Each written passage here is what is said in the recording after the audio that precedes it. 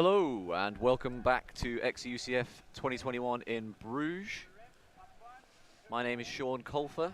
I'm joined for this game in the mixed division between Colorado and Guayota by Ali Thomas. Ali, how are you?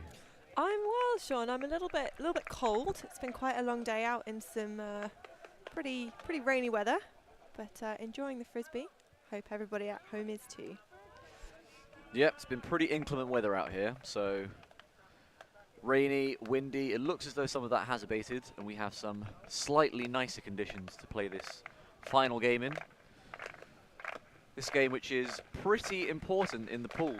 We have two teams here who have 2 wins and 1 loss, both losses against Bruges, European powerhouse from the Netherlands. Guayota lost to Bruges 15-9, whereas Colorado, I believe, was 15-6. So reasonably similar results against the strongest team in the pool. 14-8, just fact-checking you there, Sean. 14-8. So even then, that means it's a very similar matchup. 15-9 and 14-8. 6-point losses to Bruges means we are in for, hopefully, a really tight game here. So as you can see, the both teams are just doing their chants. We've still got about 60 seconds before the first whistle will blow. The teams did a spirit circle before the game, just to make sure everyone's on the same page, everyone's got the same kind of frames of reference with calls. Always nice to see. Spirit here in most of the games we've seen has been really good. I think it's just everyone excited to be back playing frisbee together. It's been such a long time with the pandemic that everyone's just excited to be back playing at a European level, playing some good frisbee. And I mean, it's just nice to be watching some good frisbee as well. Oh, absolutely. And I think we've seen some really high spirit scores, some kind of 14s and 15s being given. Yeah, Colorado got 15 yesterday, definitely. They got 15 against Fly High, I think. Really, clearly a really well-spirited team, good communication, and I'm sure that'll continue into this game. So, should be close, should be exciting. Under the floodlights, which are on. We won't see the effect of them until it gets a bit darker, probably, but we watched some Floodlit Ultimate yesterday, and it was quite moody, quite atmospheric. Oh, nice. Okay, fun. It'll be even more atmospheric if the rain starts coming down, though I hope for the sake of both teams that doesn't happen, and us here in this slightly open commentary tent. Definitely. I'd rather the rain stay away, because it would make it very, very miserable. So it looks like Guayota is going to be starting on offense. And as the first pull goes up, it's floating. Guayota starts out on offense. On this near side. Swinging back to the middle.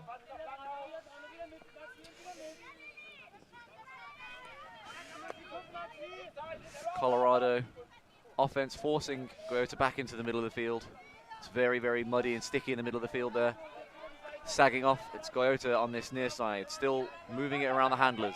Not made much ground here. Still around their own brick mark. Guayota's pass. Some hard pressure there from Colorado. Still with Guayota over in the far side, up at midfield. Big flick up comes out, but not enough on that, and it dies just in front of the defender, and Colorado will get a chance on the first point. So quite tough defensive pressure from Colorado there, and it seems like Guayota looking a little bit static, not a huge amount of movement upfield.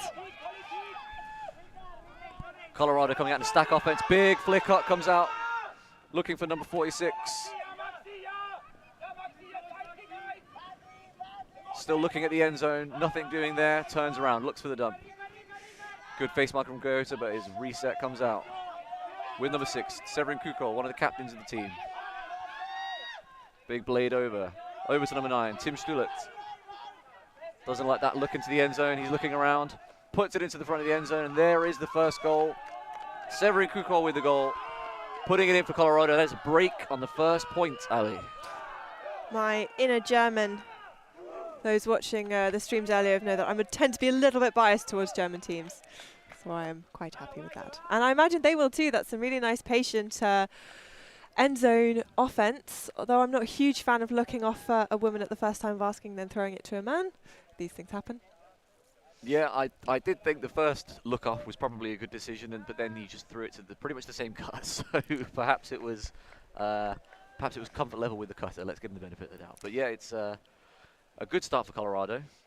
Coming out on D, putting it in first off, but Guayota gonna have another chance at it. I think you're right, Ali. They looked a little lost for ideas later on in that point upfield. Colorado with some really good pressure downfield, making them rotate around the handlers. We've got Andres on the far right of the Guayota line. She's a well-known face in English Ultimate.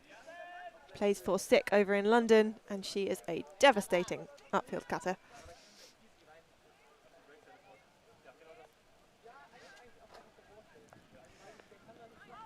All right, Colorado pull.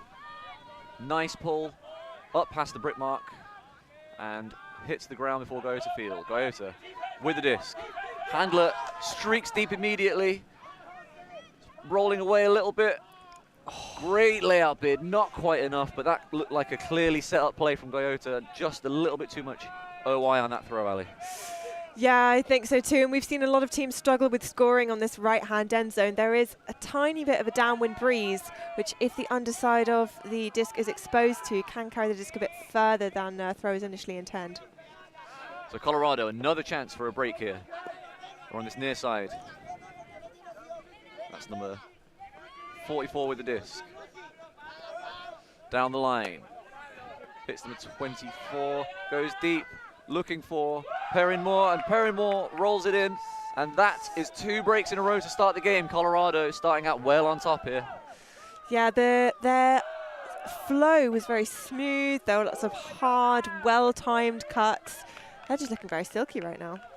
Looking very silky right now. On the other hand, Guayota, you can kind of excuse the miscues on offense, particularly that long throw is a nice option going to a person who was cutting deep with plenty of space, but defensively they're going to have to find a way to stop this Colorado flow, or this is going to be a rough game for them.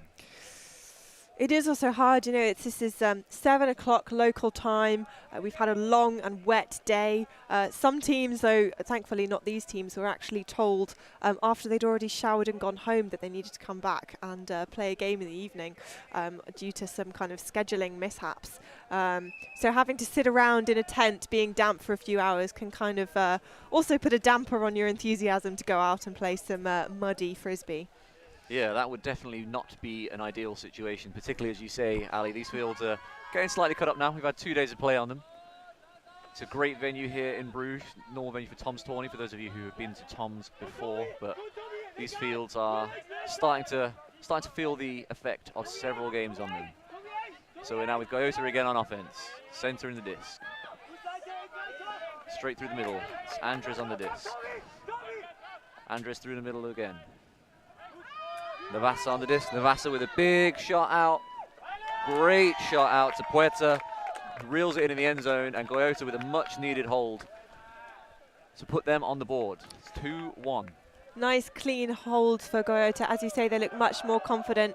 Maybe those drilled kind of things that you practice in training starting to settle in a bit more as they find their rhythm.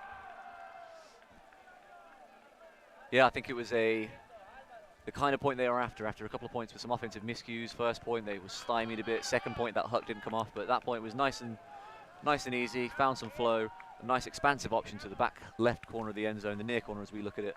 And now we get a chance to see Guayota's D-line and also Colorado's O-line. There's some pressure on them. Guayota, I'm sure, are going to be coming out firing, knowing they've given up 2 breaks there.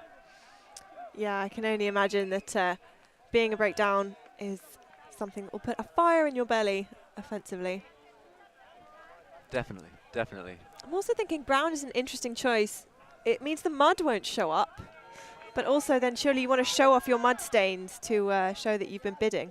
True. You're not working hard without a mud stain. So I'm intrigued by the choice of brown. There are not many teams you see wearing brown, so I'll go to fashion trailblazers perhaps, but it's Colorado on the disc now, and that throw is a bit loopy, and it's blocked by 2 Guayota players.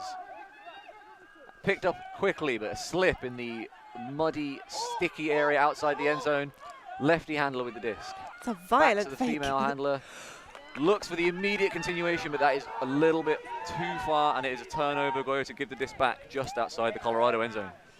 It's a bit of a gift to Colorado. Giving up a short field turn is not something that you want, but got to give it back straight away. And a big shot out to Felix Good. who gets his hands on it but can't quite reel it in. Felix Fluid going deep. That disc is going to be getting greasier and greasier as we go through the game, I expect, Ali. The grass is wet, there's still a bit of moisture in the air. It's going to get tougher as we go through. I imagine we'll see a lot of players wiping the disc on their shirts, and it looks like Abro is about to do that. No, he's just dished it off. Faking it out. Abreu throws it over to this near side. Little slip there on the moisture. Back into Abreu. Abreu out wide. This near side. It's Navasa on the disc. Navasa down the line. To Lopez. Lopez with the disc. Goes to get some nice continuation down this near side. Monterdi with the disc. Monterdi back to the handler. Travi. Travi over to Lopez again. Back to Travi in the middle. Oh, huge bid from Colorado. Doesn't quite get home. Nice play from Guayota, but as Benji Reed likes to say, she was suspiciously free in the end zone. Bit of a preemptive celebration from the Guayota sideline there. Yeah, a bit of a premature. There's some chat about whether the pick affected, and it's in fact the call is retracted. It is a goal. The Colorado defender with some good spirit said it wouldn't have affected the play even if they had caught up. So that is a break for Colorado on their first defensive play. Snatch back one of those early breaks with some really nice deal on offense, Ali. Yeah, I couldn't agree more. I think we've kind of had a switch flipped in the Guayota mindset, and they're playing some really, really lovely, fluid and crisp offense. I'm surprised at how fast and how quickly they're able to change direction on this muddy ground. We've seen some slips, but on the whole, they seem to be thundering over the turf with no problem. Yeah, both teams doing a pretty good job. Like you say, we've seen a couple of people slip, a couple of people look like the footing isn't exactly perfect, but that's to be expected when you're playing on a pitch like this, because I'm sure you can see on the stream there's a bit of brown all over the place. It has been raining a lot today, although we do expect that to get even worse tomorrow. So we're expecting a lot of rain. Can't wait. Can't wait. It's going to be great fun. It's funny coming from Sardinia and thinking, oh God, I wish I could play. This looks so fun. And then being here and being like, I'm all right, actually. Yeah, I don't blame you. So Colorado picking up the disc. The pull goes out of bounds. The pull goes out of bounds. And Colorado center the disc. The former European bronze medalist.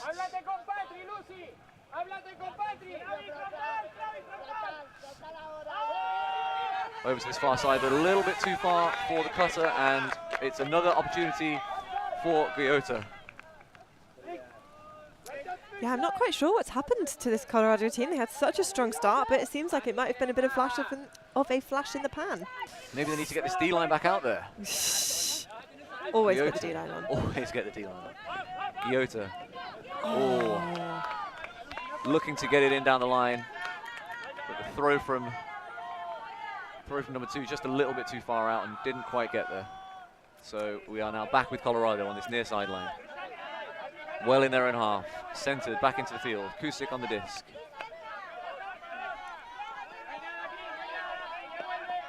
No options downfield, so we're looking to reset again. That's with number 6, Severin Kugel. I think he's not quite been able to find Perrin Moore, and it's another turnover, so a short field opportunity for Guayota.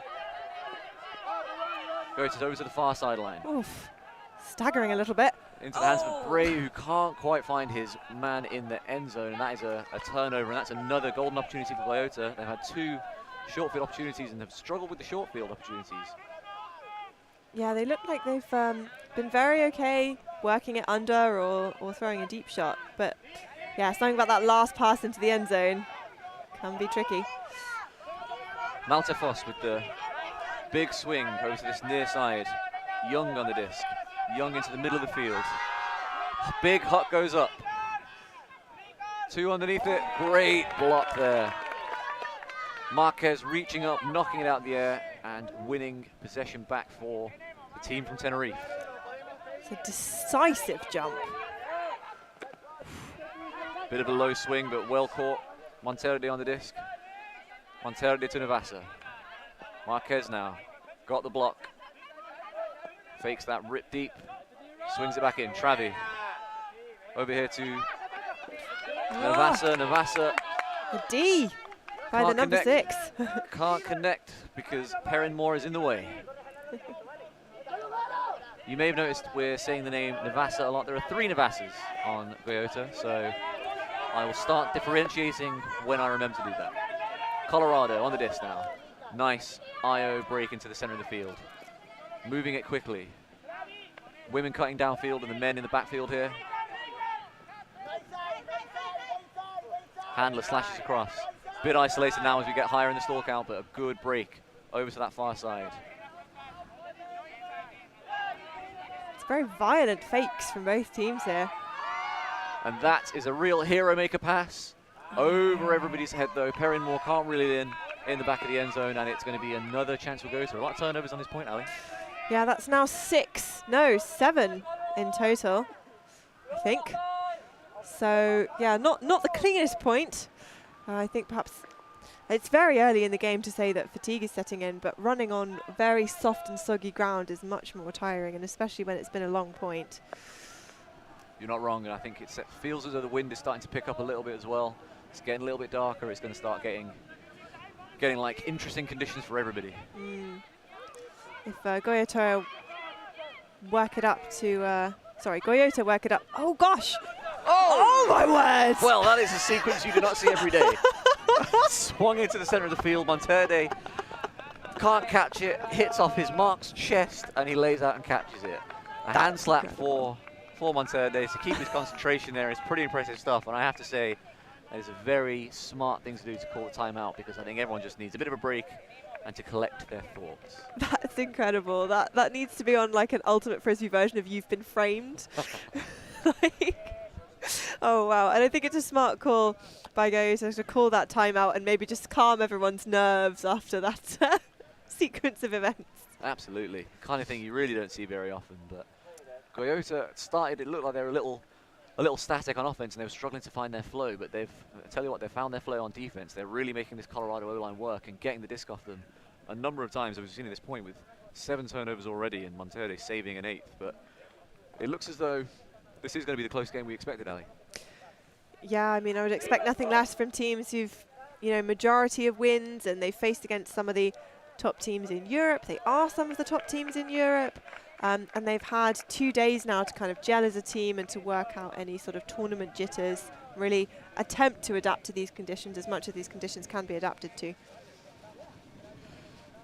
Yeah, it's tough. It can be really difficult. You can train all you want in difficult weather, but once you get here, it's certainly, when it confronts you, you have to deal with it. It can be very, very difficult. And it's just so tough to maintain positivity when you're cold and you're wet and it's windy.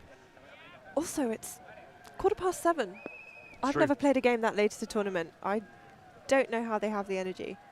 Yeah, very late, but both teams doing well so far, and I'm sure we're going to continue to see some great ultimate being played. So, setting up here out the Guayota timeout.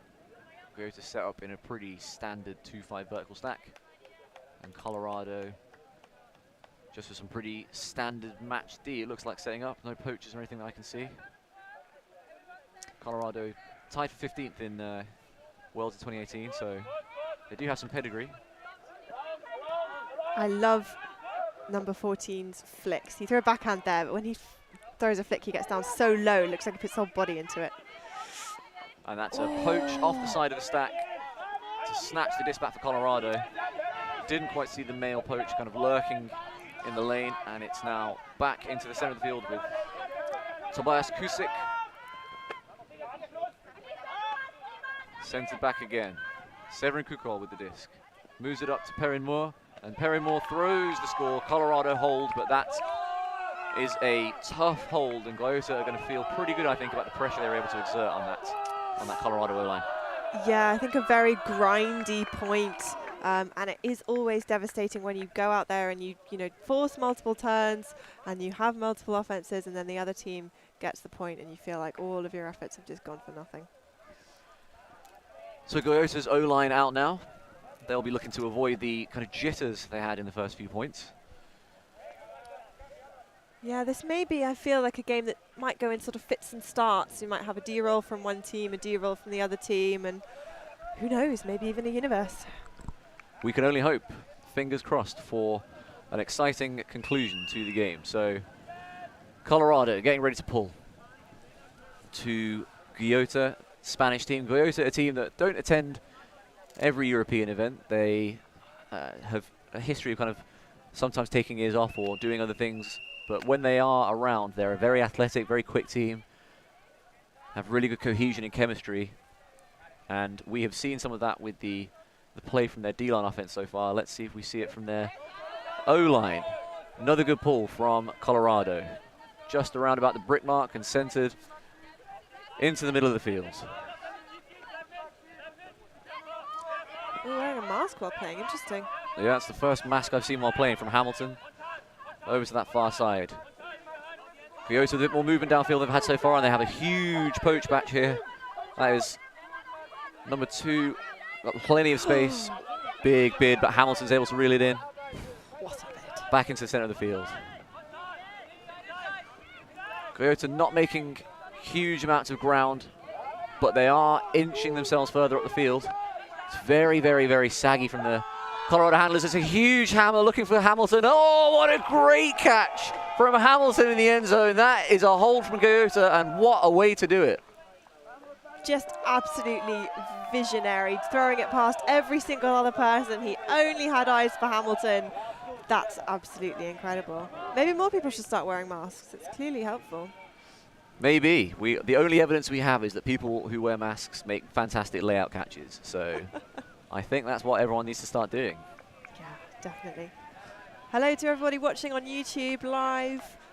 If you would like to help support us and keep Ultimate free, please do all that good stuff on YouTube. Like, comment, hit the subscribe button, ring the notification bell if you haven't already to get notified every time we go live with more Ultimate content.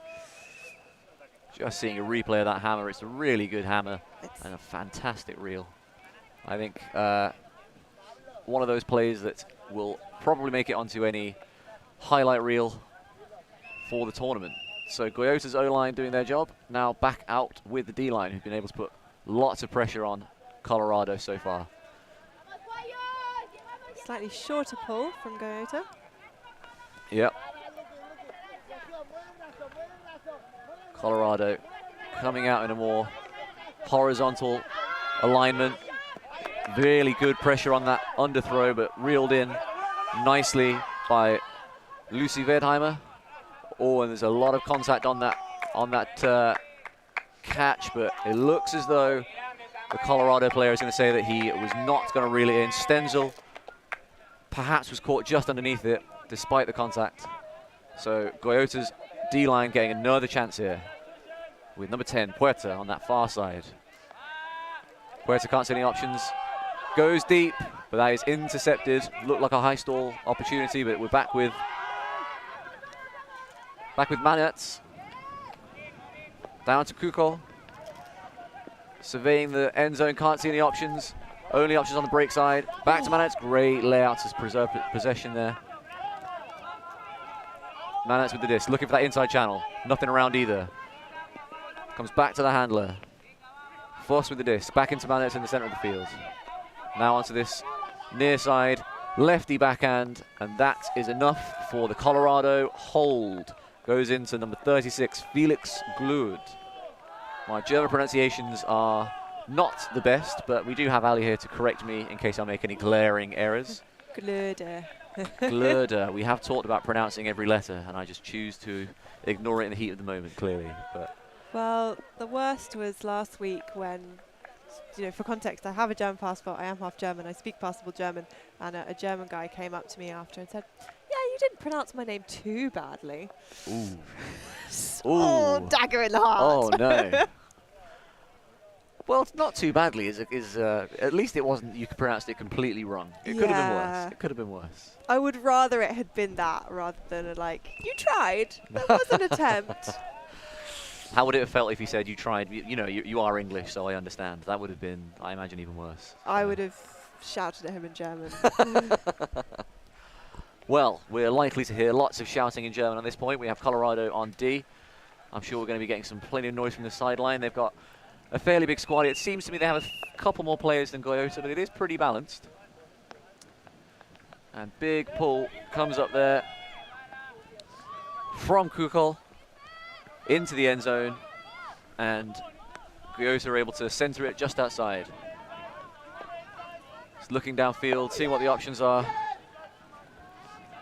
Alberto with the disc and brings it over to this near side to Marquez. Marquez inside, simultaneous catch, it looked like there. But Patricia Navassa with the disc. Navassa over to that far side. Hamilton comes back. Marquez guarded on the dump cut. Comes up the line. Comes over to this far side. Alberto with the disc. Threw a hammer in that last point, and there's the scuba, but the scuba doesn't have enough angle on it and drops harmlessly to the turf in the center of the end zone. Yeah, that was definitely a bold option, but I'm not sure it's the right option in a game as tight as this one. I am inclined to agree, Ali. I think the hammer maybe emboldened him on the last point. Yeah, it was hunting for his share of the glory. So Colorado now, disc in their own end zone. Lefty break there, over to this near side in Renfler's hands, and he's moved it back into the middle. It is starting to drizzle with rain a bit now. The disc must be getting slipperier and slipperier, as slippery as the ground is. And Kukol finds a high stall chance there. Gets a nice quick give and go. Back on the disc. Kukol looking up the line, nothing there. Slip from the mark, but Troutman caught it and got back in the center now. Now over to this near side with the number 4, Gola on the disc. He's trying to clean it midpoint. It's getting wetter and wetter and wetter. Back with Kukol. Catch between the fingers there. Kukol again. Moller post in the middle. Good handler mark, but around goes, but it's just too far from Kukol. Gola's not going to be able to get to a disc like that in this kind of weather, and some more good pressure from Guayota, but it looks like both teams are starting to slow down slightly in this point, Ali. Just a little bit. And I think there, it looked like he might have maybe had a bid on it, but because the Guayota number 15 was there, too much bounce on that throw from Guayota. And it's a timeout now for Colorado. They take a leaf out of the Guayota book. Some nice offense, but you can see Gola there on his haunches. A lot of hard work going on at this point. As Ali mentioned earlier, this ground is getting pretty soft and pretty spongy, and it's going to be really difficult to run around on it. But it's an opportunity for Guayota, and another one where a slight loss of concentration perhaps, and just a bit too much bounce on the throw, and it goes above the receiver.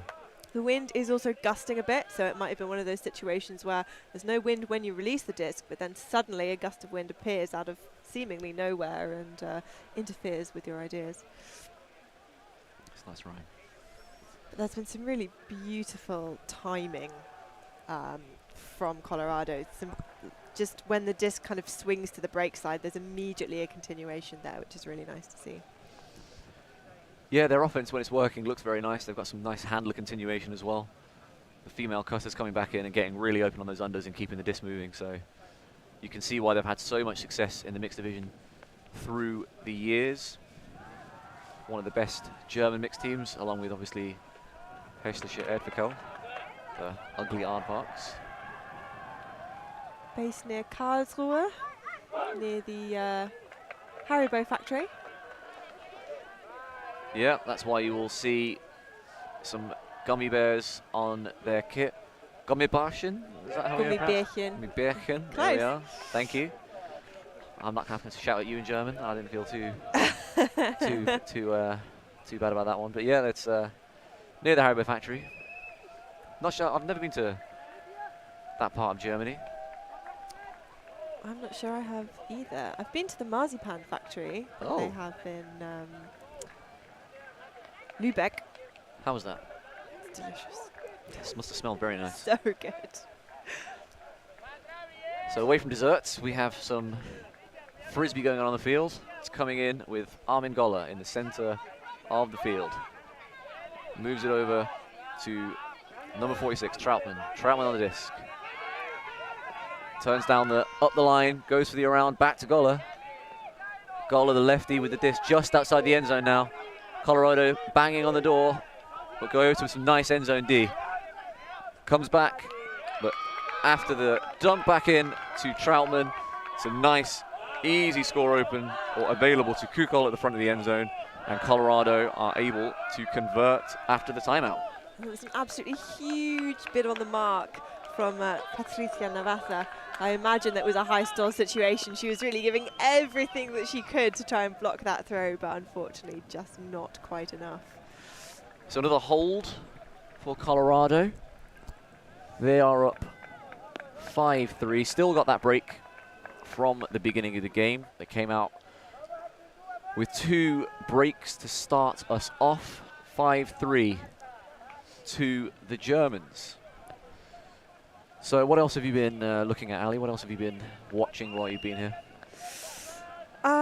You know, it's all slightly blurring into one. I think after having commentated 3 games and filmed 2. So yeah, come back to me in a few minutes once I've collected my thoughts. Fair enough, fair enough. I'm covering the women's division for Ulti World, so I've been watching a lot of the women's division. It's been a lot of parity, some interesting results. We had a slight upset in 3SB, the Czech team, overcoming Flowers from Poland in the crossover game in the last round. The Czech champions overcoming the Polish champions.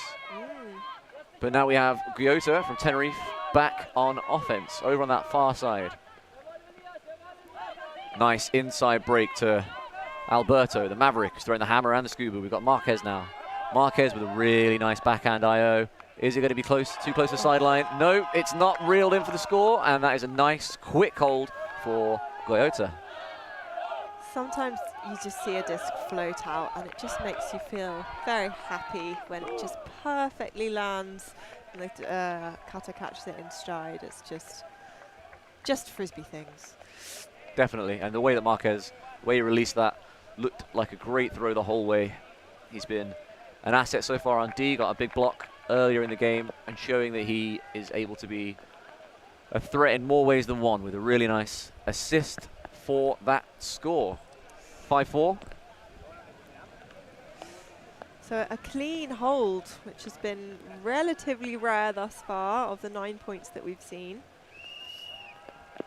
And that's the whistle, which I think will indicate that 45 minutes have elapsed. Although my clock says half an hour, so I'm not sure what that whistle is about then. It might be the time between points.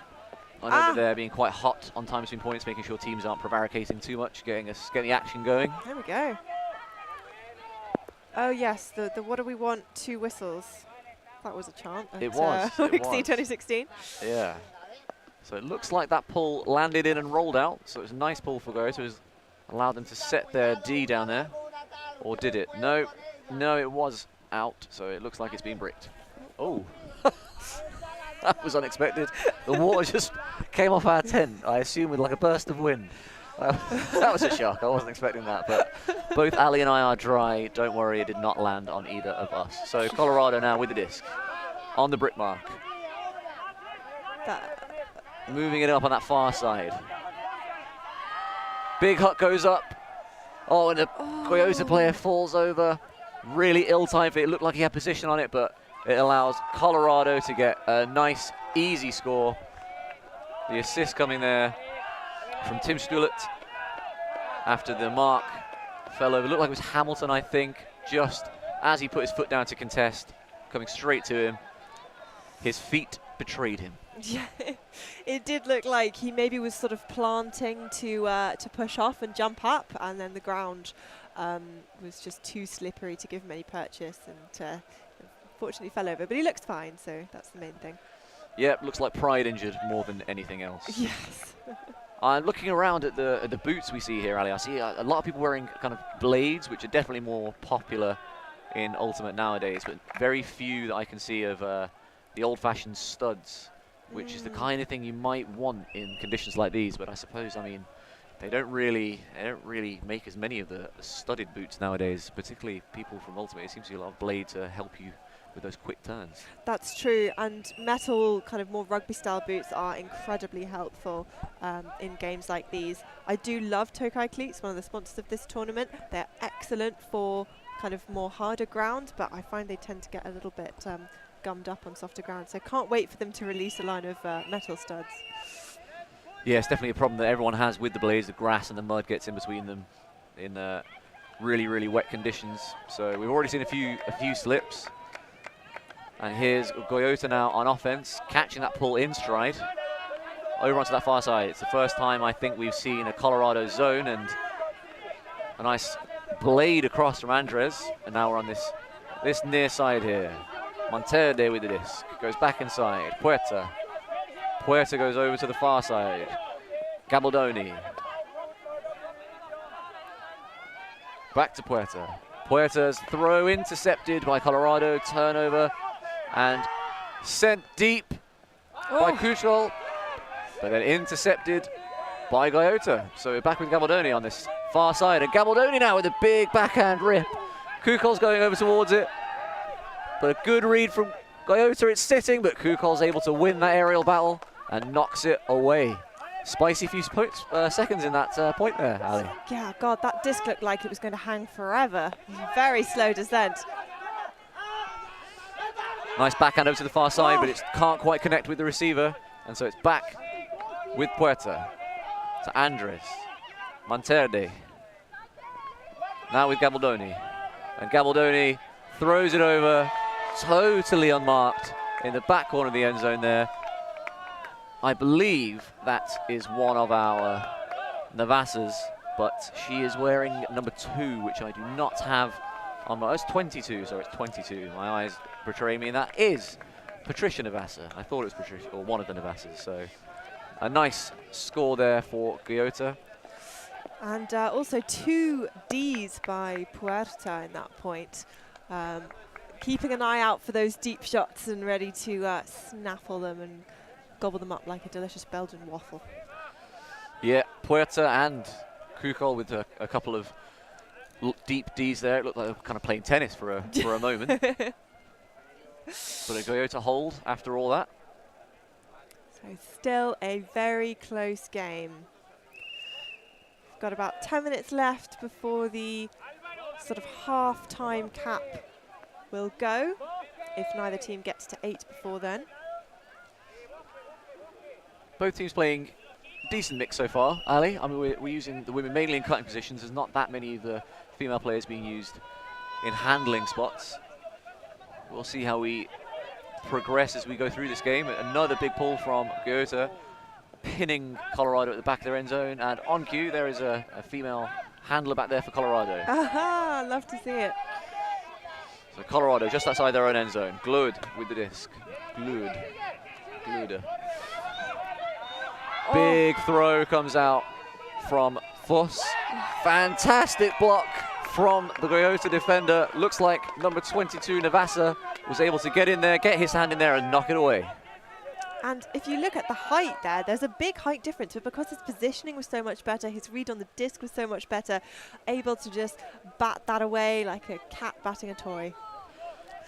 But these numbers on the Guayota jerseys with yellow on brown makes it somewhat difficult. It was Diaz who knocked that away and now goes deep. Oh, I thought that was going to go to him there, but it's now in the center of the field with Monterde. Oh, and not quite there for the second bid. Diaz, it dies just in front of him. We're now on this near side here. Colorado with the disc. So 1 apiece on that particular matchup. Kusic with the disc, Kusic with a break. Huge layout block from Monterde. What a play by Guayota. And the Spanish sideline goes wild. Unfortunately, they may have been blocking the shot. Believe us, if you didn't see it, that was cool. So, Guayota with the disc. Faking that deep shot. Looking down the line. Ooh. And now that deep shot does go. Monterde's there. Catches the score after that fantastic layout block. That is the score that Guayota needed, I believe, Ali. That means that we are now back on serve.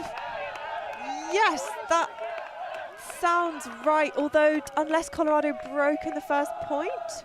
There was 2 breaks. Colorado were 2 breaks up, and maybe they have had another break. But what we are is even. We are at 6-6 now. Guayota pulling it back with an absolutely fantastic point from their number 11, Alvaro Monterde. That layout block And then going deep to reel in the score.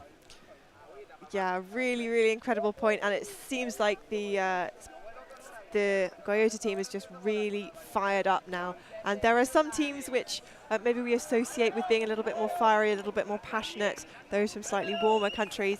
And it's not always true, but sometimes when big plays like that, they get really fired up, they become very determined and hard to play against. So Guayota are going to be hoping to keep this momentum going. Marquez will be pulling it here.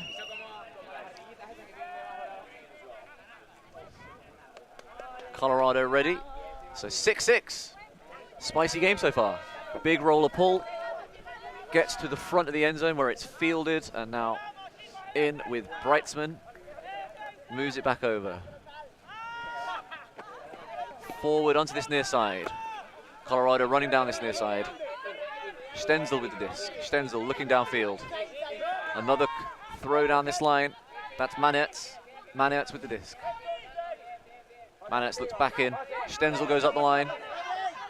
Centering pass. Into Kusic. Kusic around. Foss with the disc, and Foss looks into the end zone, and that is a really nice hold from Colorado. Very slick, moved the disc quickly. Didn't really get to any high stall situations. Pretty much the ideal offensive point, Ali. Yeah, I mean, again, I think I spoke about the timing earlier. Colorado just have such beautiful timing. The cut comes at exactly the right moment. It's been set up, it's in the right place. It follows the flow of the disc, and that's something that not every team can do near an end zone. You know, they can do it in the middle of the field, but things start to get a little bit dicey once they approach that red zone, but not Colorado. Stenzel reeling that in to put Colorado back up, 7-6. Ah, the 1 or the 7 on their kit looks very much like a 1. That's hard to read, although it's better than yellow and brown. This is just a note to all those listening who might be ordering kit. The reason you have numbers is to differentiate you from each other. So maybe accentuate that, make it nice and clear, so that we don't mix up the 1s and the 7s and the 8s and the 2s, all that kind of good stuff where you make something cool happen on the stream and then we have no idea it was you. But Colorado with the pull. Another good pull. Pulling's been high standing in this game so far. Not a lot of bricks. Oh, through the legs. Number 2 for Guayota on the disc. Pops it in. Over onto that far side. Every time it goes over onto that far side to Alberto, I expect something spicy, but not this time. He's got it again. Alberto with the disc. Back into the center. Andres open on this near side if needed, but it's turned down. Gabaldoni tries to pop over the top, but it's read like a book, and it's now with Colorado. Very effective zone from Colorado there. Oh, that's floating. Ooh, floating, a little bit miscommunication, but Brink is able to bring it down. Brightman over to Goller. Goller wants Brightman out of there. Lefty flick, and there it is. That is another break. That's Troutman. Sorry, that is Breitzman bringing it down, I think. Whoever it was a really nice point by the Colorado D-line. As you say, Ali, very effective zone to get that turn. Yeah, so it's just a little dink in the cup and then snaffled away by a very heads-up. Is it number 44, or is it just because I'm seeing him on the pitch there? I thought it was 49, but perhaps I was mistaken. An excellent defensive play. And that means we are at half. So we will have a quick break. We'll be back shortly.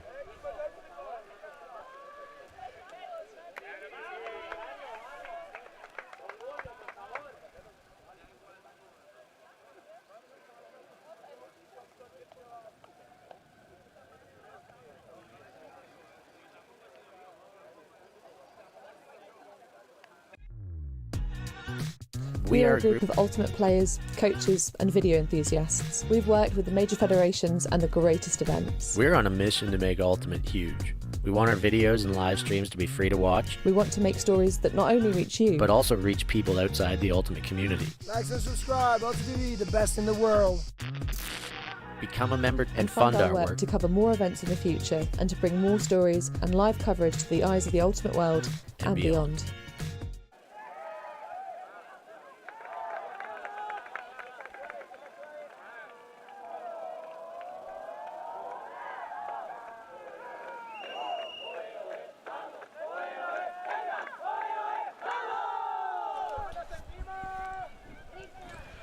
All right, welcome back to the field in Bruges at xEUCF 2021. My name's Sean Colfer, joined by Ali Thomas as we watch this game in the mixed division. Oh, what a game it is. Yeah, and so you just saw there the advert for the ulti.TV service you are watching on ulti.TV's YouTube page. This game voted on by the ulti.TV patrons on the Patreon. So ulti.TV providing you 2 fields of coverage at this tournament, providing coverage throughout the season as well.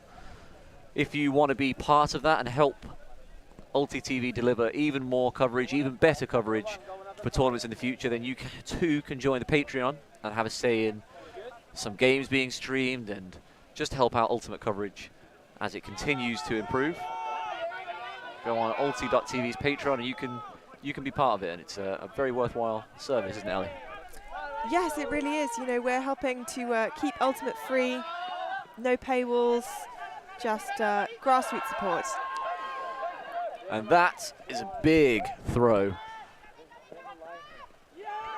from Manertz, and Colorado come out of the halftime break and slot in that offensive point without any problems at all to go up 9-6, a commanding 3-point lead now.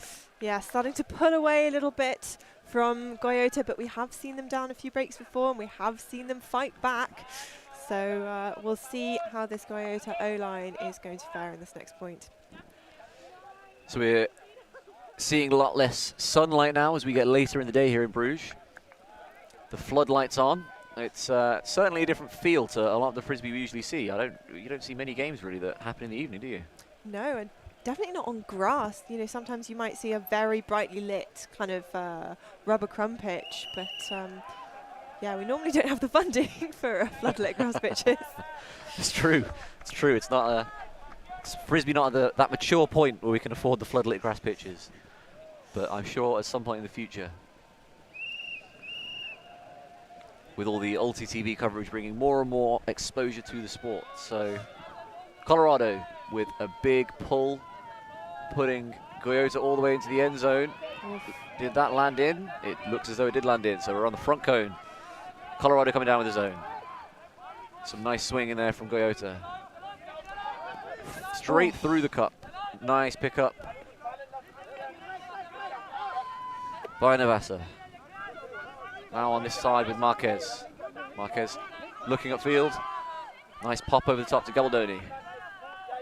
Moves it over to the far side. Back into Navassa, but it's too close to Golla, and Golla gets a hand on it to knock it away, and Colorado's D-line has another opportunity here to extend their lead still further. Guayota had 2 women in the middle there, but they looked like they were quite kind of not on top of each other, but they weren't stretching the zone as wide as they could, and that made it very cramped.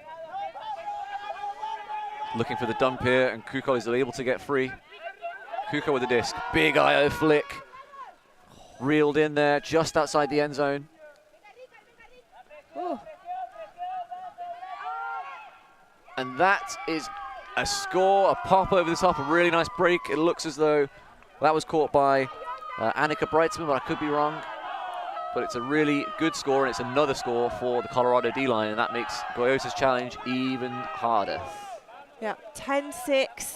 It looks like Colorado is, you know, found that really effective rhythm, and Guayota, who I think are calling a timeout, needs to try and get back on track. Yeah, going to have to try and wrestle back some of that momentum that Colorado have taken really well. A point into halftime and 2 points out of halftime. That 3-point run, putting them in a fantastic position as we continue with this game.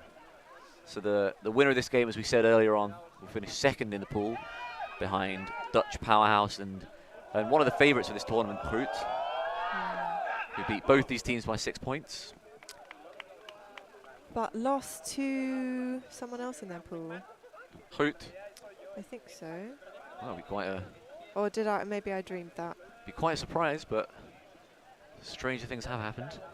Oh no, sorry. They battered Owls. I think that was what I read. Yeah. Yes, I watched some of that game, and Owls ran very hard and certainly put in everything they had, but Groot just a class above, and there's no shame in that because Groot are a class above a lot of teams in Europe. Obviously, have won European Championships before, and I know that they are focusing on Worlds in Cincinnati next year. They have, I believe, 30 players in their squad here, and they're going to be dropping 6 or 7 after the end of this season. So they're kind of keeping track of the drops, the throwaways, the scores, the assists, the Ds, all the things that kind of go into selection, so that they know who's had a strong tournament before they make their final selection, which is a pretty brutal thing to be doing at a European Championship. Yeah, no pressure. As if they didn't. People weren't nervous enough coming back into the European tournament after so long out. But yeah, jeez.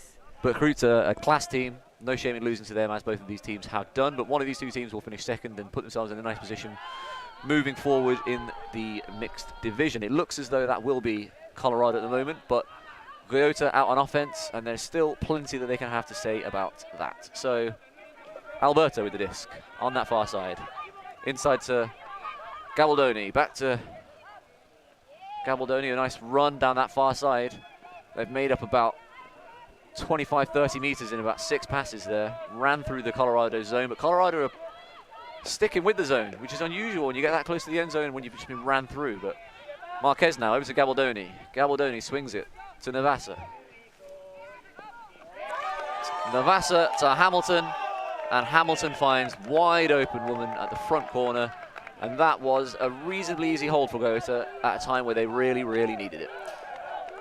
Yeah, it's interesting to see teams that don't transition out of zone near the end zone. And, you know, opinions are kind of divided. Some people really love playing or continuing to play a zone in the end zone. Other people find it a bit more stressful. I'm one of those people. But yeah, it did allow Guayota to sneak in that score on that occasion. Really needs a lot of drilling, doesn't it, if you're going to be doing a zone on the end zone line. I know Chicago Machine, the open team in America, have had huge success maintaining a zone in the end zone, but it just requires so much drilling, so much communication, everyone moving on a string, making sure you know exactly what your responsibilities are and what everyone else's responsibilities are, so you don't sell anyone short. It's really complex stuff. Yeah. I mean, in theory, if you've got 10, 11 players in a space as small as the end zone, it should be, in theory, on paper, you know, relatively easy to shut things down. But of course, Ultimate is not played on paper, so things such as the last point do tend to happen if, as you say, it's not really well drilled. No, this is not being played on paper. It's on wet, soft, spongy grass. Both teams struggling slightly to maintain their foothold, but Colorado now on offense, trying to work it around. Their cutters are a long way away from the handlers, but it's a nice throw and a nice catch there by number 36, Felix Glud. Back into the center of the pitch. Down the line. Colorado looking deep. Turns down the shot deep. Comes down the line instead. Number 93, Young on the disc. Up the line again to Brinker. Back into the center of the field. Hoffman on the disc now. That's Foss, I apologize. Foss swings it over to the far side.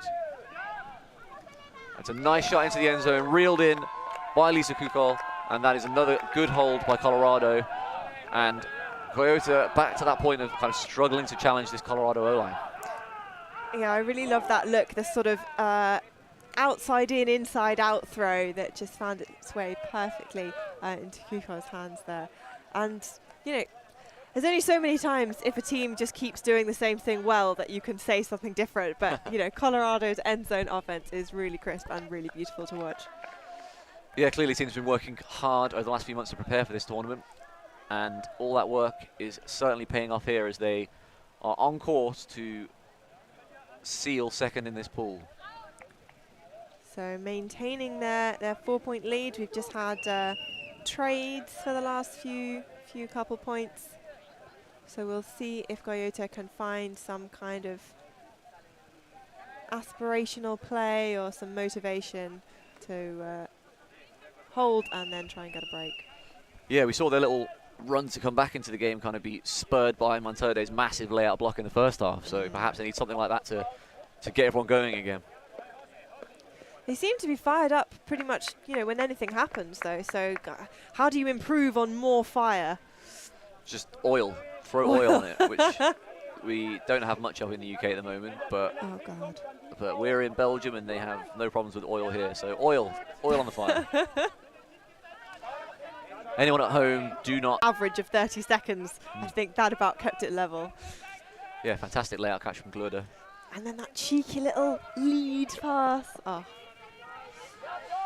More water falls off our tent. It's a constant battle with the elements here. So Guayota on offense, disc in the center of the field. They need to get some breaks back here. It's with number 12, Navassa. Christina Navassa. Number 9 now, Rodriguez on the disc. And winds up, Travi with the big huck, looking deep. Looks like Abreu has room, and Abreu dishes it off to Zaujoa, and that is a much needed break for Guayota. Fantastic throw there from Travi to Abreu, sealing the break for the Spaniards, and we are now within 2, 11-9 to Colorado. Yeah, so excellent spacing from Maloa, just never giving up and having faith that Abreu was going to catch that disc and putting herself in the end zone. Sometimes it happens that, you know, the defense thinks, oh, that's probably not gonna get caught. You know, the throw looks a bit dicey, whatever. But you really have to have faith in your teammates, and it pays off here. Yeah, the defender looked like to be in a good position, but clearly the throw was good enough that it just evaded his reach. And as you say, Cutter coming through, backing up her teammate, and is rewarded with the stat.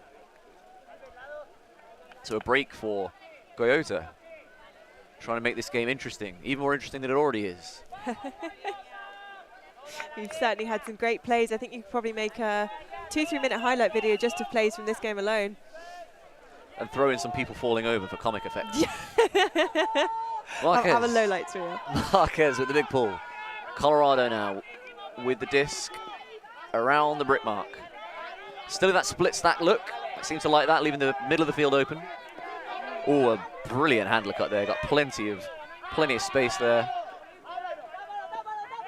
Kukul gives it to Fuss. Fuss goes really deep with that throw, and too deep for, looks like Manet's going deep, but overthrown by her handler Fuss. It's quite sweet. When that happened, the whole Spanish sideline surged forward to the actual sideline and then gradually retreated back behind the 3 meter mark. Yeah, you can see, I think, everyone gets a little excited and it kind of comes within that line that has been painted to give the camera a clear look. But by and large, the players respecting it pretty well. Oh. A big throw there, but there's no receiver going for it. So that is going to be basically an arm punt. Guayota getting some yards to set their D and give Colorado a longer way to go. Looks like he might have been looking for Navassa, but I think Navassa was just faking deep and had already started to come under by the time he'd let go. Guayota's picked it up. Guayota looking at Foss, but instead comes to this near side. Back to Guayota. Guayota and Foss have been doing a lot of hard work for this Colorado team handling.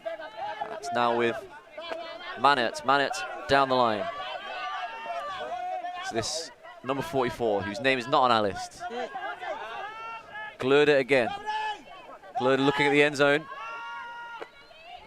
It's a nice cut there, though, from Manet, and faking the throw.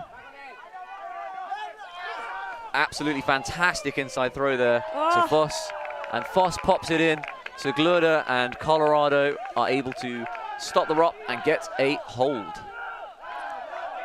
So I think that's an assist from Foss, just popping it in to, is that number 8? Yeah, or that was number 6. That That was number 6. It's Kukul. Behind the assist coming from Voss, but I think the hard work on that point definitely done by number 46, Clemens Troutman it was, who threw that flick inside. An absolutely fantastic throw. Opened up the break side for Voss to find fellow handler in the end zone. just such a tight race here, and it really does feel like either team could just kind of run away with it at any moment. Yeah, all Guayota need is 1 or 2 plays, isn't it? And they've clearly got it. We've seen it several times. They have it in the bag that they can start pulling this in, start reeling Colorado back in. 12-9. We're getting near the end of the game. Championship points, where you need to really earn that win. So Colorado coming out on D.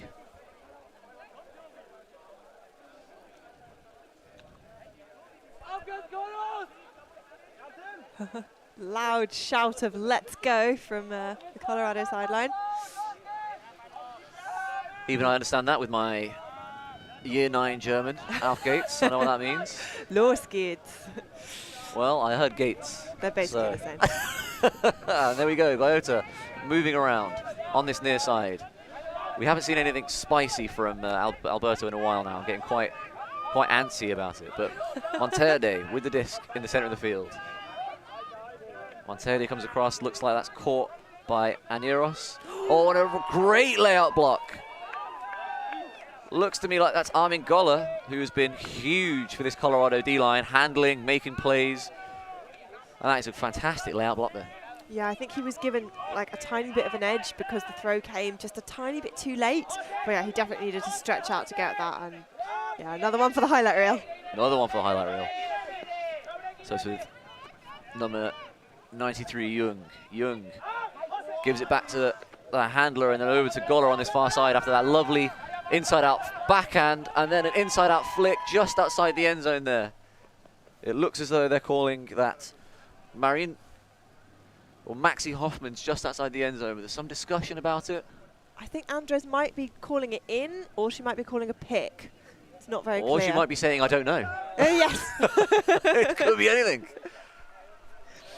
So it looks as though it's not in, and we have a stoppage while Andres recovers onto her mark. So it's just outside the end zone now, and it's going to stay with Maxi Hoffman. So Hoffman on the disc. Tapped in, just outside the end zone. Fakes back at the handler. Up the line, intense pressure there, but reeled in by Jung, and that is another goal for this Colorado D-line, and that makes the task of Guayota all the harder, Ali. Yeah, I mean, a couple breaks, you know, if it's 1 or 2, you can kind of have the mental thought of, yeah, we can do this, we've done this before, we can do this. But 4 points is, you know, we've been here before, we've been at 10-6, and Guayota was able to battle back, so maybe we'll see that again. Yeah, it's certainly possible, but it's just becoming more and more difficult, isn't it? You're just giving yourself less and less of a chance in this game. And that was, like you say, the throw just comes slightly late, decisions made slightly too late. A good defensive play by Colorado, and they're able to just execute all the way down the field with a nice hook and then calm offensive presence at the front of the end zone. It's exactly what, you know, a lot of coaches say, which is fiery defense and then very calm and clinical offense. Which can be very difficult to switch that mindset, but Colorado have done a really good job of it so far. So here comes the pull. Oh, Another really good pull. that's a lovely pull. I want to be able to pull like that. Andres fields it and centers it to Alberto just around the brick mark. In there to Navassa. Navassa comes wide. To Aneros. Aneros back to Navassa. Navassa fakes down the line, comes back into the center of the field. That's Gabaldoni. Gabaldoni with a pass down the line. I was thinking we had someone slip, but it looks as though there's a foul. Ulloa on the disc. Uncontested foul. Uncontested foul. Good hand signals. Yeah, I appreciate it. Clear what's happened. So Ulloa on the disc. We have Gabaldoni back in the dump position, and we have Alberto on that far side. So it's a kind of a 3-4 for Guayota. A vertical 3-4. Fakes in center field. Comes back to Gabaldoni. Over to Alberto. Andrews has come back on that far side as well. But it's Navassa who gets it in the middle of the field. Gabaldoni surveys the field. Nothing upfield that he likes. And it's just a pop onto this near side and then back into Gabaldoni. Puerta now hanging back in the dump position. Puerta goes up the line, lovely offhand throw, a pick called. I wonder when that was. Yeah, I'm not sure it affected that particular dump set, and it seems like the players are happy to concede that. Yeah, it looks like they're in agreement with you, Ali. It's a nice throw there from Gabaldoni, that offhand backhand into the path of Puerta. Puerta on the disc. Puerta to Alberto. Alberto back inside to Gabaldoni. Turns down the throw to Navassa. Alberto goes up and can't quite get his feet sorted. Maybe slips slightly, and it is blocked by, is that, it is, it's Stenzel. And it's back with Colorado. I think he had a lot of Stenzel's arm in his peripheral vision, which made it harder to focus on reading the disc. So Brinker with the disc back to Kukol. Kukol to Stenzel. Stenzel looks at Kukol again, gives it back, and clears out of the way. It's a deep cut made. The throw goes. Rentfler is underneath it, but really well read there by Puerta, who got up and managed to knock it away. An important block for Guayota, because that would have put Colorado on the doorstep. He's been incredible in the air and in reading a lot of these deep discs on defense. He has a very good game, the number 10 cutter for Guayota. An impressive athlete, has managed to come back and help out with some handling duties as well. They say you can't teach tall, but there are some things you can teach which can make up for it. Jumping and reading, particularly the latter. Gabaldoni on his own end zone line. Doesn't like anything upfield. Goes for the big rip. And it's Puerta going deep, and Puerta, exactly as Ali says, making an impact down the field as well. And Nieros with the disc. Goes over. It's with Navassa. Navassa swings it over. Gabaldoni manages to get there. Gabaldoni into Ajoa. Oh, Ajoa wanted that backhand, but it's a nice poach from Colorado. It's with Navassa on that far side. Swung back inside.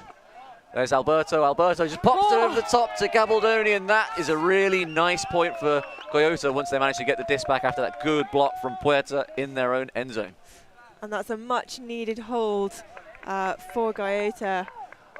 You know, if Colorado had got another break there, I think that would have been pretty much game over for them, but giving them that extra point, galvanizing them, still, it feels like there's everything to play for still.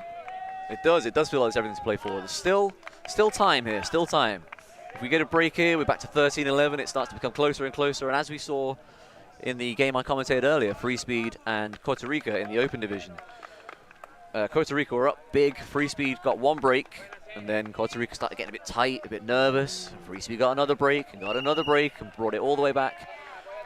Much closer than it was. Costa Rica eventually were able to pull it out, but it got very, very nervous at the end there, and we can certainly see that again. We've seen it plenty of times before. It's those last few points that can be the most contested and the most clutch. So here we go, Guayota about to pull. Another big pull that Colorado will be fielding inside their own end zone. And it's centered to Foss. And Foss with the big rip, going downfield is... Oh gosh. Breitzman can't quite get there though. I get some shorts full of mud for our troubles. That's a real shame. That's that bit of the pitch where it's just so muddy and so hard to keep your footing, especially if you're looking up in the air trying to track a disc. Yeah, it was a great throw and a great cut, but just a little bit of losing your footing at the end there.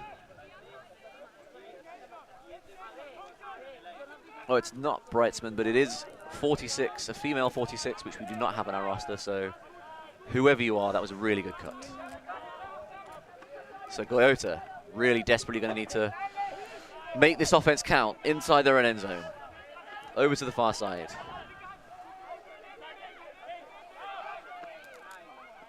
Moving it around nicely. But Colorado playing really good upfield D. It's in the hands of Hamilton. Hamilton over to Travi. Travi with an Nice inside pass. It's Diaz. Back to Travi. Abreu cutting across there, swerving across into that open space when he realized he was so free. Travi over to Christina Navassa, who manages to keep her composure and reel it in. Now in number 9, Rodriguez. Rodriguez is looking for an option, manages to get that dump off, back to Travi. Travi to Hamilton. Hamilton fakes that dump, gives him space to throw the line. A huge big comes in, but it's great concentration from Diaz. Diaz comes back to Abreu, and a timeout called by Abreu. Massive bid there from Colorado. You can see the pressure coming from the Germans. They really want to just put this game away. But some nice spirit on the field as well. It's very intense, but I saw some fist bumps between the players from the opposing teams. So still nice to see the players, you know, being amicable with each other, even when everything is still quite high stakes. Yeah, this is a point that would be huge for Guayota. Really put them back in the running here. As we said only a moment ago, all it takes is one thing to put a seed of doubt in your opponent's mind, and you can potentially start coming back at them. And Guayota are going to be hoping that they can do that here, just outside the end zone. What do you think, Ali? They're going to be drawing something up here? I imagine it will be an isolation play. We've seen them do a couple of those in the past, and they have been quite successful. As you mentioned, they are a very athletic team. They are able to get free from Colorado. So that is what my money is on. I think it's probably a safe bet. I think they're throwing in the D-line when they get moving, when they get some consistent flow going. It seems really hard to stop. They're clearly a team who's played a lot together. They really trust each other. And they've been playing, again, I said it earlier, but both teams playing good mixed, using male and female players, moving it through, everyone making good decisions. I haven't seen many people being looked off, which is always nice to see in a mixed game. Yeah. I have seen occasionally men being looked off in favour of women, which is always a lovely surprise. We don't care about that at all. So Abreu will be picking up the disc out of this timeout. And looks like we're set up in a fairly standard vertical 2-5. My money's on a cut from the front. Japanese style. We shall see if you are right.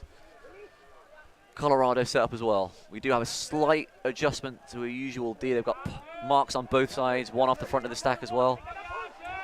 Back of the end zone comes out. Handler comes through. Front of the end zone, or front of the stack, I should say. Defender does a good job, does what they're there for. Oh, it's a nice catch. And then a really speculative throw, and that is expansive, that is ambitious, and that is a goal. The sideline to my right all went, oh, when that round break went. That was an absolutely delicious throw.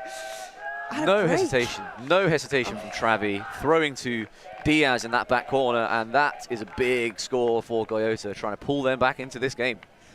Yeah, I mean, just absolutely visionary, and the boldness, you know, as you said, no hesitation, just sees something and thinks, yes, I absolutely can execute this flawless throw with a wet disc on slippery ground. So a great play there from Guayota, 13-11. Can they do it? Can they do it? They believe. We can see their sideline getting more amped up, definitely feeling more into it. Their D-line has been causing Colorado some problems, and Colorado have had a chat. Everyone heads back out. But it's a pretty familiar looking O-line for Colorado. They're not panicking just yet. And if Guayota do want to execute something, they have 16 minutes left of this game before the soft cap will go. But I feel like we might have an end before then. Actually, no, I take that back. I don't think we'll have an end before then. It's not a great pull there. We've had a lot of good pulling in this game, but that was not one of the better ones. And so it is Stenzel picking it up, who's not generally one of the handlers for this line. Severin Kukol, one of the handlers, is isolated in the center of the field with this split stack that Colorado have been playing throughout the game. It's over now with Kukol, but it's a block immediately by Guayota. That's a huge hand block. Is massive, because now a fairly short field with Alberto picking it up. Alberto to Navasa, but it looks as though we have a pick or a foul. What are we going to call it? It's a foul. It's a foul called here. So the disc goes back to Navasa. I should specify it's Patricia Navasa with the trio of Navasas we have on this field. It's Patricia Navasa on the disc. Looks at her dump. Travi can't get free. Oh my God! What a bid from Marquez to keep that disc alive. Fakes his man onto the ground. There's a call. Navasa's been thrown to at the front corner of the end zone. It's been knocked away, but there is a call. I wonder whether that was an up-down call. In which case, that would stop the play, which means it would come back to the thrower. It looked incredibly close. Yeah, I wonder if we'll see a replay of that. Yeah, hard to tell. That it's certainly coming at the ground at an angle. It's a brilliant bid, and I think we should probably have a note for Foss in this front corner, who did a really good job of avoiding any contact there. Look at that. Does a really good job in a really tight corner of avoiding any contact at all. Just rolls off her. Oh, so close, isn't it, Ali? Yeah, I feel like that might be one of those that should just be contested because it's so, you know, not because you don't necessarily believe them, but it's just too close to call either way. Yeah. It looks as though we've had a long discussion here, and it looks like the conclusion is up. We have a Colorado player on the sideline indicating that he thinks it was up. Excellent spirit. I said this in a game yesterday, I think, Ali, but my submission for changes to the rules, if Wafduff are listening, is if it looks cool enough, it should count. Oh, I'm behind that 100%. 100%. I think we saw, it was Lebka Volchak, I think, make a flying layout bid and landed out. It was called out rightly, but it looked unbelievable. So she should have just been given the frisbee, in my opinion. I can definitely believe that of Livka. Yeah, so discussion's still ongoing.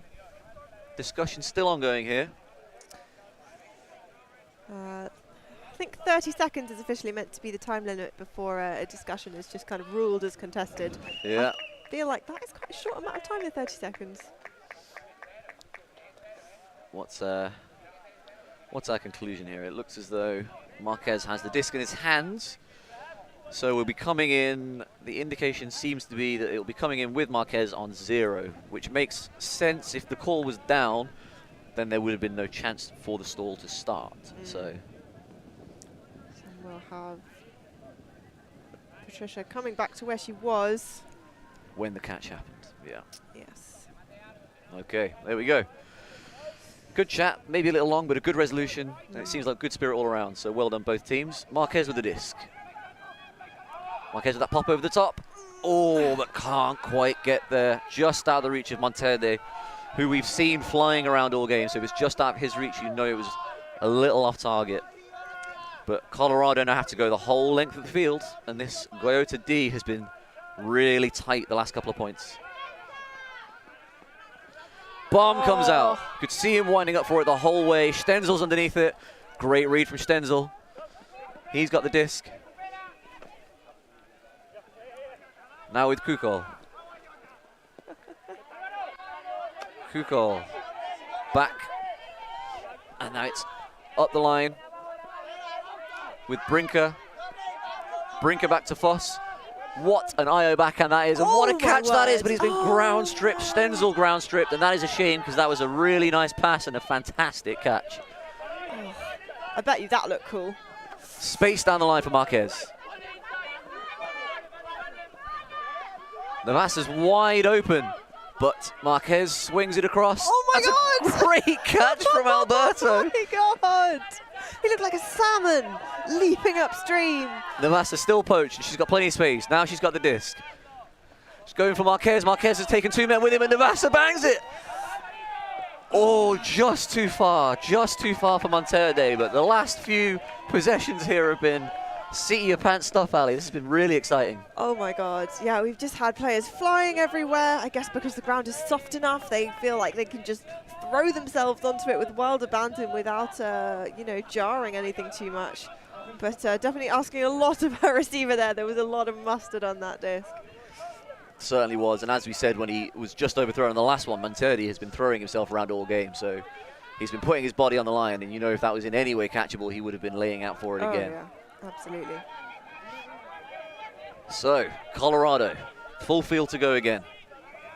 Foss with the disc, doesn't uncork a massive huck this time. I was expecting it. Goes back to the dump. It looks as though that was Brinker. Brinker, back to Foss. Moving his mark around. Nice lefty break to Stenzel. Stenzel on this near side. Looks for Voss again. Foss can't quite get his hands around that. A little too far in front of him, just reaching down for it. Awkward in these kind of conditions. And now Travi with the disc. Travi to Monterde. Marquez tries to cut across the front. Layout on the mark to try and get a point block on Monterde, but that means he has space. Monterde now back to Navassa. Navassa with the disc. Travi her dump. Travi with the disc now. To Monterde again. To Navassa again. These three get some nice movement going. She thought about uncorking that. Travi with a fantastic catch on that inside throw. Travi with the lefty. Marquez can't quite reel it in. Oh my God. When is this point going to end? Oh, I'm not sure my heart could really sustain too much more of this. This is really exciting stuff, and both teams are throwing things that are maybe not the best decision, but heart damn, they're the exciting decision. They're finding hands, but the disc doesn't want to stay in a hand. Up the line, a massive lefty throw Oh my from word. Brinker. Great catch. Over to Stenzel. Stenzel looks up the line. Doesn't like what he sees. Kukol's in the end zone, but doesn't look at it. Back to Foss. And Foss calls a timeout to give us a chance to catch our breath. Yeah, I feel like we need it just as much as the teams do at this point. And we are going to take a break as well as the players here. The ultimate things in life are free, and we're keeping it that way. Subscribe to keep up with the latest games, tournaments, and community content. Share it with your team and friends, and drop a like to help spread Ultimate to more people. Spread the word, spread the love. ulti.TV.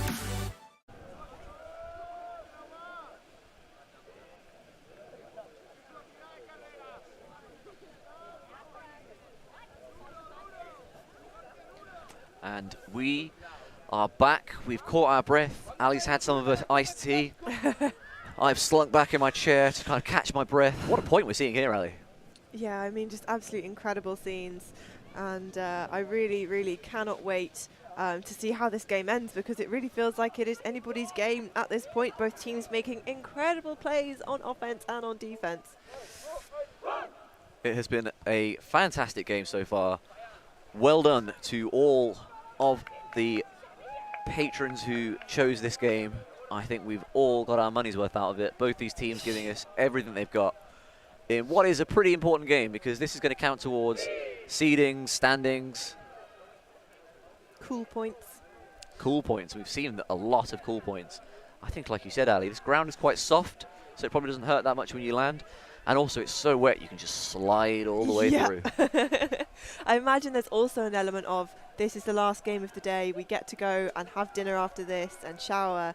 So, you know, as every captain will tell you, at some point in your ultimate career, let's leave it all on the field. Absolutely, and both teams are absolutely doing that.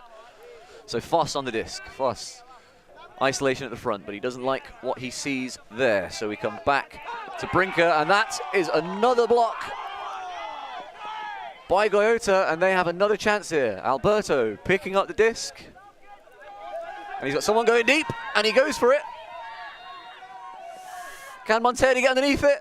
Slight misread. Oh, and a fantastic block there by number 44 from Colorado.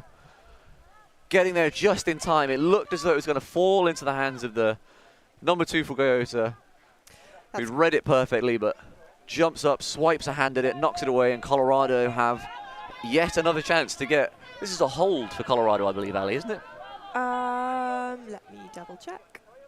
It's been going on so long that we've completely lost track of who started on offense. Yes, here. this is a hold for Colorado. There we that go. was Ketnaka with the D, by the way.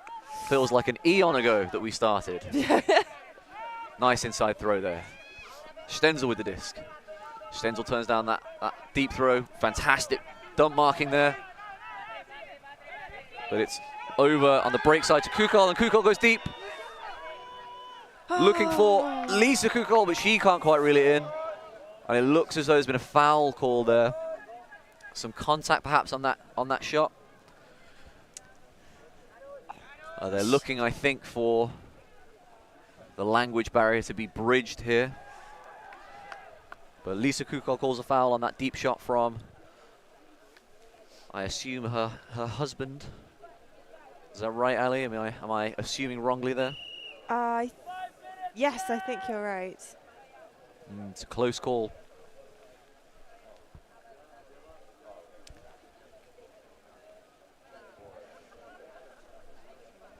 So still some discussion happening. Just have seen it on the replay.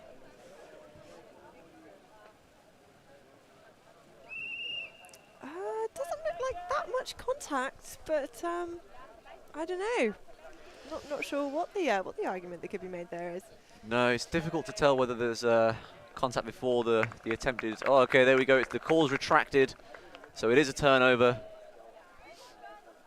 and we are now active again. I think that's probably a good call, to be honest with you. Maybe it was some contact before they both reached for the disc, but certainly in the act of reaching for the disc, it didn't look as though there was much contact at all. But call withdrawn again. Good discussion despite the language barrier. These two teams have been displaying good spirit throughout, and it's nice to see that continue, even in such a high-stakes long point. So Guayota at the front of the end zone with Travi. Oh, and Kukal gets the disc back quickly anyway.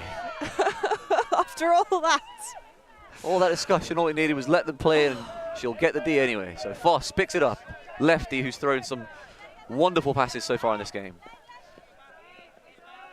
Back to Madx. Madx with the disc. Storming up the line. Kukal back into Foss. Foss over to Brinker on this near side. Foss in the middle of the field again. Foss with that lefty flick, but there is a pick. So that throw to Stenzel is probably going to come back. Can I say it? Go on. He was suspiciously free. He was suspiciously free. He was. Monterde making his case as to why that disc should go back. I think Stenzel maybe was saying it wouldn't have affected it that much, but it is back with Foss. Coming in 4, I think I saw them indicate there, so he hasn't got a huge amount of time here. Oh. And wastes none of the time he doesn't have. Throws it immediately. Brinker to Stenzel, who is free this time. Brinker goes up the line. Oh, and can't quite reel it in. A little bit too much on that pass from Stenzel. It was a narrow window to be throwing into. Looked like Kletnaka maybe wanted to try and have a go at rescuing it, but just couldn't quite find a purchase on the slippery floor. So it's a slightly different offensive look than we've seen from Guayota so far. We've got someone isolated out in that lane. So it's swung over to the middle of the field here. And it comes over to Travi. Oh! Travi induces a layup bid, but can't quite be reeled in by Ojoa. And it's back to Colorado, who pick it up and go. Madx into the field. Madx, though, drops it, and Navasa hurdles her to sprint deep. Looked like she was just maybe thinking about that next pass instead of the catch in hand. So it's Alberto with the disc. Travi again inducing a layout attempt on that mark. Now with Monterde. Monterde down the line to Navasa, who seems to be perpetually open. Navasa on the near side here. Marquez is free. Goes down the line to Marquez. Marquez comes back in. Monterde making a cut across the front, but it's too flat. And Marquez comes around. And swung around again to Navasa. Free again. Inside throw. Read very easily by Colorado, though. Trying to really force it. Got those end zone eyes, I think, Navasa. It feels like we've been here before, not too long ago in this point. Certainly not. And Foss into the handler and a big bomb downfield. Great throw there from Kukal. Oh. Reeled in by Kukal. Kukal outside the end zone. Looking for an option. Back to Madx. Madx with the disc. Looking for an option in the end zone. Can't see one, so it comes back to Foss. Foss with a nice handle cut on that far side now. Back to Manertz and Foss. Manertz up the line. Foss doesn't like it though. He goes with a big blade across the front of the end zone, reeled in by Stenzel, and Stenzel catches that goal. A really long point. Both sides had great opportunities just outside the end zone, but it is Colorado who hold and are now 1 point away from victory. And that is such a huge difference. If Guayota, if Guayota had scored that point, we would have been at 13 and 12, and now we are at 14 and 11. So all Colorado needs is that one break, or just to concede and then one hold, and this game is nearly over. And in fact, I think the whistle has just gone for the soft cap, so we will be playing to 15 no matter what. So 4 chances for Colorado to win this game. 4 opportunities. They'll have 1 shot on D, and then if they need it, they will have 3 shots on offense. So big point here as the Guayota O-line looks to put their D-line back out. Their D-line, who, as we've seen in that point, which went on for hours seemingly, both teams just running so hard all the way through, despite the fact that point had been going on and on and on. Some brilliant plays from both teams, but we've seen their D-line is more than capable of getting turns. I'm getting second-hand anxiety. It's just radiating off the field. Puerta inside to Gabaldoni, and Gabaldoni goes deep. Almost immediately to Hamilton. Hamilton with a good read, but I think he went up too early. He's calling a foul. He says that Goller impeded him on his way to the disc. I mean, I would say, from where I was standing, that it looked like he went up too early. I agree. And therefore, any contact would, or maybe he's arguing that it impeded him having a second bit on the disc. I can't quite tell from where we are, but it looks like it might have gone out of the sideline anyway. I agree with you. I think he had a good read on it, but then went up too early, maybe just because of the pressure that Goller was putting on him. But yeah. Obviously it's between the two players to sort out themselves, and both these teams, as we said before, have been doing a really good job of discussing and coming to a good conclusion that everyone's happy with. It's been really good spirit on show, which has been nice to see. Last game on the second day of the tournament, and it is a contested foul, so we'll be coming back to the thrower, back to Gabaldoni, back here in the center of the field. Yeah, it's one of those situations where it's a compromise that no one's really happy with. It's the best kind of compromise, really. You can't really have a compromise that everyone's happy with, so if everyone's unhappy, it's probably the right call. Gabaldoni with the disc. Doesn't throw that massive hook, but instead comes inside, and that was great D, but Caroline Navas are able to reel it in. Gabaldoni with the disc again, goes deep this time to Hamilton again, who doesn't go up early this time, takes it in. Just outside the end zone, and an offhand throw for a goal into the end zone, and that is Guayota's O-line holding to put their D-line out, and it is Guayota's D-line who will have to go and win the game now. Looks as though that was Carolina Navassa, I apologize, Carolina Navassa, who reeled that in, the third of the Navassas. I will say, I think that's the most muted reaction I've seen Guayota have to a score. And potentially something to do with energy levels. It is now 8:30 p.m. You can see it's very dark, so these teams have probably been up for quite a long time. But I really, really hope that they're not letting their heads get down. They do still have those 3 chances now to draw level. We've seen teams do it before. We've seen Guayota come back from break holes before. Let us know in the chat who you're rooting for, guys. How much of it do you think, Ali, is just that they know that their job now is not necessarily done? They know that they have to get 4 in a row. So that's 1. Let's go out and get 3 more. But we've seen them so fiery on defense. I was kind of expecting a bit more of a, now let's go, let's get another one. Well, let's see. We have the poll coming up, and every point from here on out is a championship point for Colorado. They put one in, they win the game. So they come out in their familiar split stack offense with Foss picking up the disc. Unleashes a cannon on cue. How does he do it? And it's a nice read there, and a good, safe bid from the defender. Can't quite see who it is from here, but no matter, the offense moves on. Diaz with the disc in the middle of the field. Dumps it back.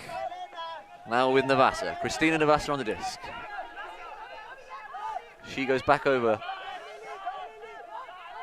to Gabaldoni, it looks as though. And there's Alberto. Alberto comes inside to Carolina Navassa again. Navassa back to Gabaldoni. And Alberto's gone deep. Gabaldoni sends it, but it looks as though that's going to go straight into the hand of number 46. I think it's Lena Troutman. Oh my word. And that is a long shot deep, and Brinker. Oh, has she caught that? Oh no! She hasn't caught that. She hasn't caught that. Brinker going deep, had all the time in the world seemingly, and just couldn't quite get her hands around it. Then bobbled it, looked like she had it in her hand, hit the deck, and it just popped out. And we will carry on in this massively dramatic game. This has been some game. Well done, everybody. This has been good stuff. She made such a meal of that, and then someone stole her lunch money. Absolute heartbreak for Brinker in the end zone. Both Ali and I standing here with our hands on our head. Can't believe what just happened there. As is our producer Milan as well, and the camera crew. Nobody can believe what we just saw. So Alberto with the disc on his own end zone line.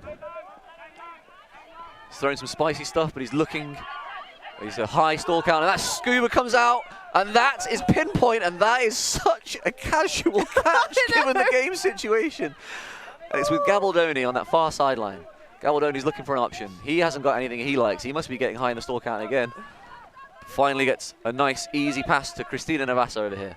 Back to Gabaldoni. Gabaldoni's looking again. It's pretty static downfield for Guayota, but Alberto's open, and that is an absolute rip of an inside forehand. With Alberto now. Goes back to Gabaldoni, but Gabaldoni can't get his hand around it. A little bit too much on that from Carolina Navassa. Sorry, what's amazing is that Guayota are executing these incredibly difficult high-speed catches, just one hand, nonchalant, and then a dump pass is what causes the turnover. Yeah. So it's Foss with the disc, I believe. It's not Foss, that is Kusik.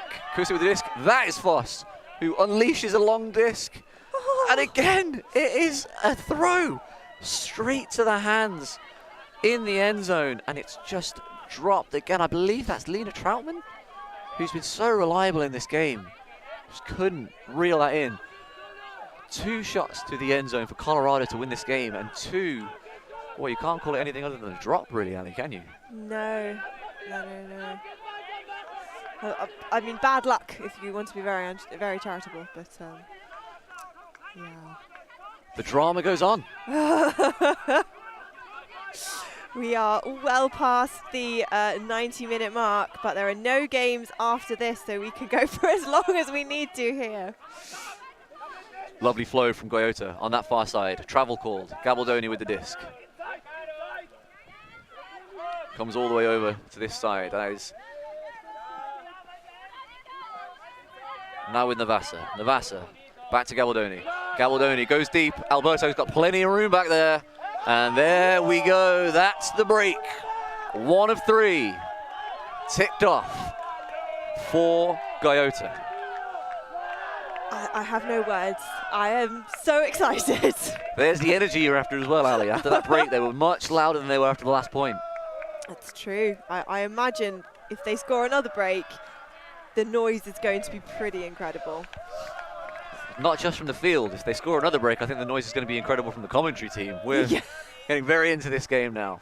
Headphone users, you have been warned. 14-13 to the Germans, Colorado, against the Spanish team, Guayota, the team from Tenerife. Down early, 2 breaks down early, but have done a fantastic job clawing their way back into this game.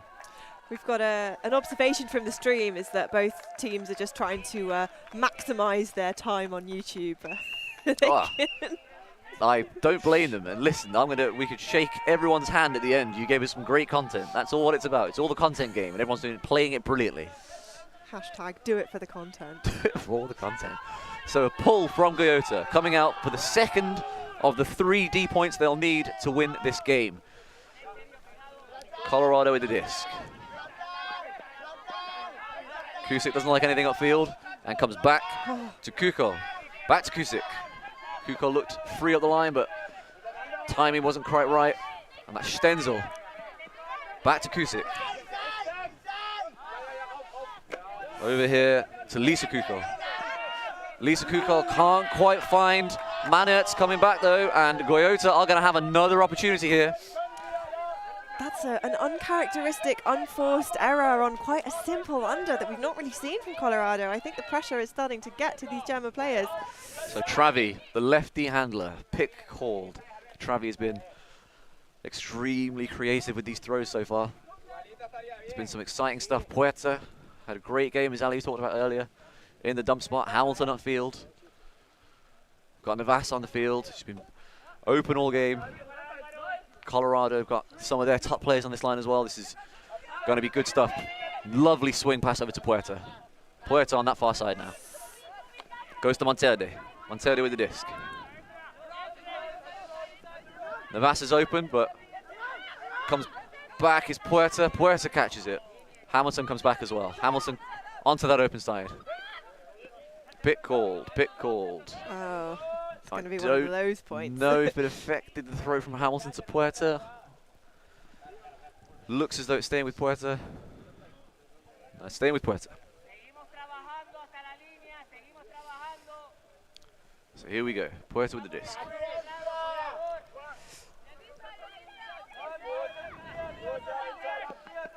Over to Navasa.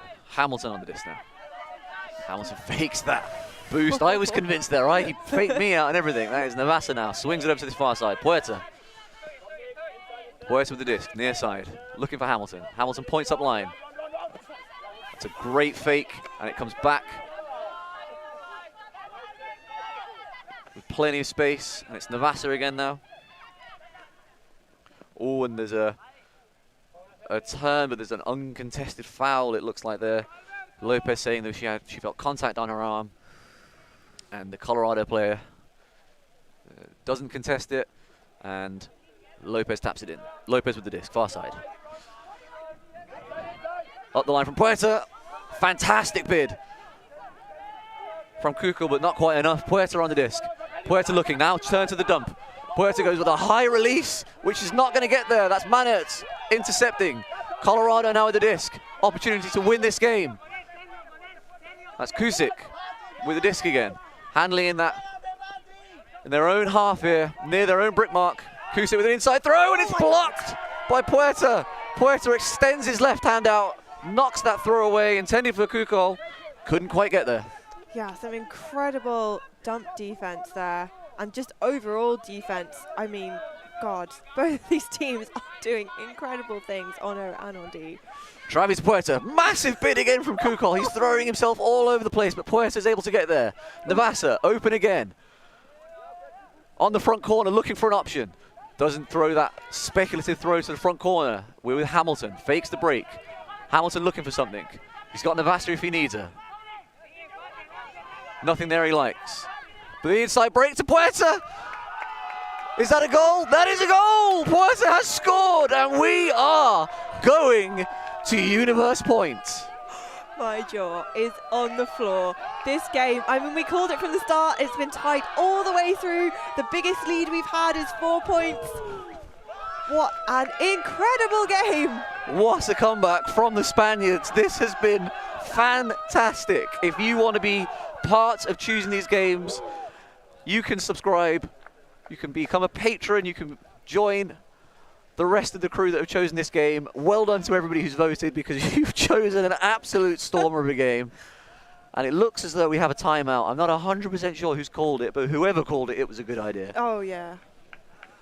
I want to see an advert for ulti.TV. That's what I want to see. We will be back in just a moment. We are a group of ultimate players, coaches and video enthusiasts. We've worked with the major federations and the greatest events. We're on a mission to make Ultimate huge.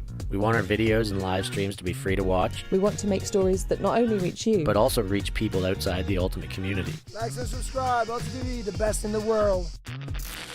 Become a member and fund fund our our work work. to cover more events in the future and to bring more stories and live coverage to the eyes of the ultimate world and beyond.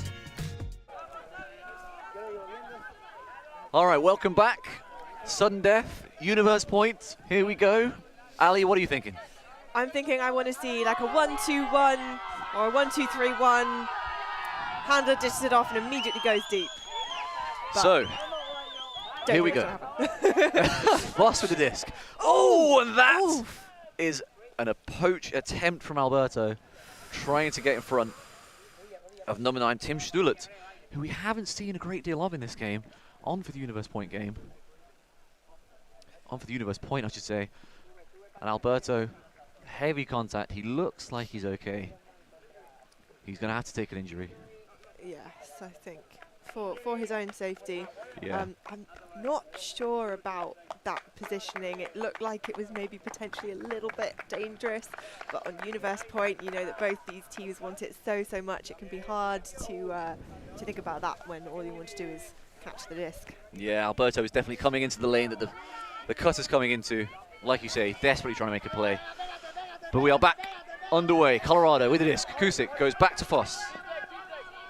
Back over to Kusic, but it's too far. Oh my God. And Guayota have a short field, and it is being picked up by Gabaldoni. Gabaldoni looking upfield, hasn't got anything he likes. Offhand to Puerta.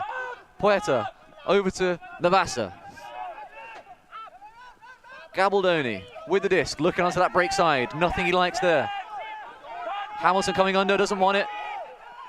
Into Puerta. Puerta with the disc, who's directing traffic, telling everyone what he wants. Gabaldoni there. Hamilton's cut to the back corner of the end zone. Hamilton's open. It's caught by Hamilton. And Guayota have completed the comeback. 4 points in a row to win the game. 14-11 down to a 15-14 win. What a game, Ali. That was absolutely and utterly ridiculous. Such incredible D from Guayota and incredible fire and passion. That, I mean, words fail me, Sean. Not helpful on commentary, but I do not blame you in the slightest. What a fantastic game that was. Two brilliant teams playing a really spirited game of great mixed ultimate. What more, I ask you viewers, could you want? Oh, well, if it's more Frisbee that you want, we will be back with live coverage from 9 a.m. local time tomorrow morning. I'm not entirely sure what has been finalised in the schedule. But if you keep your eyes tuned to our YouTube page, we will put all the previews of the games up on there, so you will not be starved for Ultimate this weekend. Indeed, you will not. There's some good games in prospect, but I'm afraid I can't guarantee you that any of them will be as good as that game. That was absolutely outstanding, but I'm sure there's going to be some good stuff, so we will be back with you tomorrow and on Sunday. But for me, Sean Colfer, and for Ali Thomas, thank you very much for joining us, and we will speak to you soon.